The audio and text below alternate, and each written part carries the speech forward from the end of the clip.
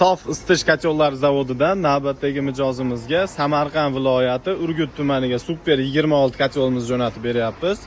Samarqand viloyati Bulung'ur tumaniga Optima 22, Comfort 15 kachollarimizni jo'natib beryapmiz.